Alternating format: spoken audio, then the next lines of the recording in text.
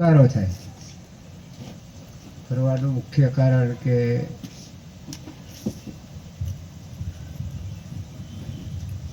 સતમહાત્માઓ સાચા સંત મહાત્માઓને કોઈ કારણ કે એમણે ગુરુ પાસેથી મોક્ષ પદ મુક્તિ પદ તો મેળવી જ લીધું છે, પણ હવે બીજા જીવનો ઉગારા માટે એનું જીવન ખર્ચી નાખવાનું છે. સંત બળો પરમારથી શીતલ જાકો હમ તપત બુજાવે ઓર ખીને કે દે દે અપનો રંગ.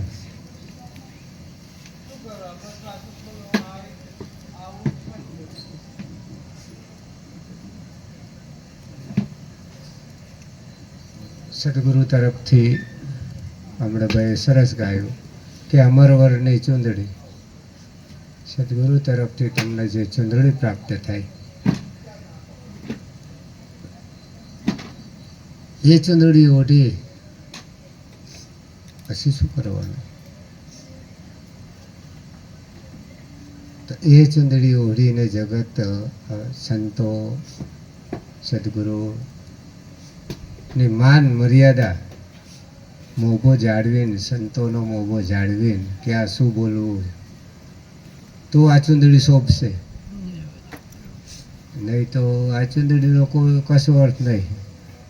વાવાઝોડું આવશે તો ફાટી જશે. આ ચૂંદડી હાચવે ના તો. સદગુરુ તમને તરફથી જે ચૂંદડી પ્રાપ્ત થાય એ ચૂંદડીનો ઉપયોગ બીજા જેવો માટે કરવાનો. તમને ઓઢાડી એટલે તમારે હવે કોકને ઓઢાડવાની. તો અમરવડની ચૂંદડી કઈ? તો ચૂંદડી બે રીતની. એક તો અમરવર એટલે સદગુરુનો, અમરવર એટલે સુરતાના શબ્દની વાત પણ આવે. અમરવર એટલે સુરતા માટે શબ્દ, અમરવર એટલે શિષ્ય માટે ગુરુ, શિષ્ય માટે ગુરુ. આ બે પદ એક સાથે હાચવીને ચાલવાના. ગુરુએ જે શબ્દ આપ્યો છે એ ભૂલાય નહીં, એ ભૂલાય નહીં. સુરતા એમાં રહે પણ પછી સદગુરુ પણ ભૂલાય નહીં. શબ્દ છે આમ જોવા જતા તો સંતોષ આપણે તો હા પહોંચાય કે શબ્દ છે ને એ જ શિષ્ય છે. શબ્દ છે એ શિષ્ય છે. કેમ કે સદગુરુના મુખેથી નીકળે છે અને એ જ પછી એની ભક્તિ કરે છે ને. સદગુરુની ભક્તિ કરે કોણ? જીવ ના કરી શકે, જીવ ના કરી શકે. પણ જીવ પણ જાય અને સદગુરુએ જે શબ્દ આપ્યો છે એ શબ્દ એનામાં ઉતરે પછી એ ભક્તિ ચાલુ થાય. એટલે શબ્દથી એટલે કે સુરતા શબ્દમાં, સુરતા શબ્દમાં હમાય અને શબ્દ વચનમાં હમાય. શબ્દ વચનમાં હમાય. શબ્દ પર સંતોએ બહુ મોટો ભાર મૂક્યો છે, પણ શબ્દ અણમોલ છે. શબ્દ છે એ તમે છો, શબ્દ છે એ તમે છો, તમારું સ્વરૂપ છે. અને સદગુરુ છે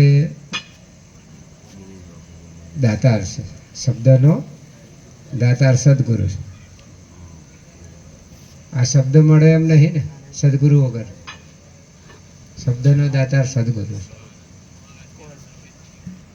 જ્યાં સુધી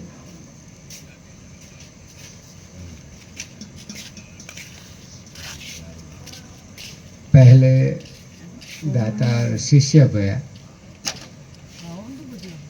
पहले दातार शिष्य उपदेश लेना. पहले दातार शिष्य भया तन मन धन दिया शीश. दूजा दातार सदगुरु भया जेने शब्द दियो बख्शीश. शब्द शब्दનું મૂળ સ્વરૂપ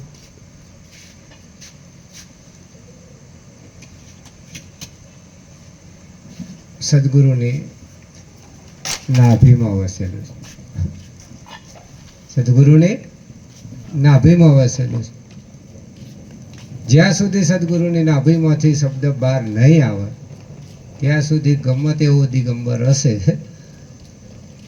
પણ એના સ્વરૂપનું ભાન નહીં થાય. એના સ્વરૂપનું ભાન નહીં થાય. કારણ કે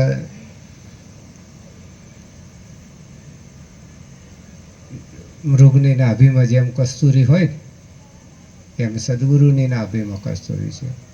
આપણી નાભીમાં નહીં. આપણી નાભીમાં તો ઘણું બધું છે, જીવ સ્વરૂપ છે.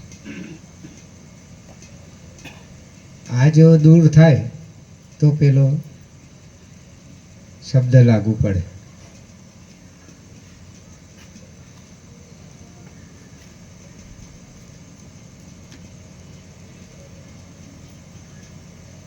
સદગુરુ એટલે કોઈ ઘણી વાર કહું છું ને રોજ કહું છું કે કોઈ માણસ છે નહીં, કોઈ વ્યક્તિ છે નહીં, પણ સદગુરુ એટલે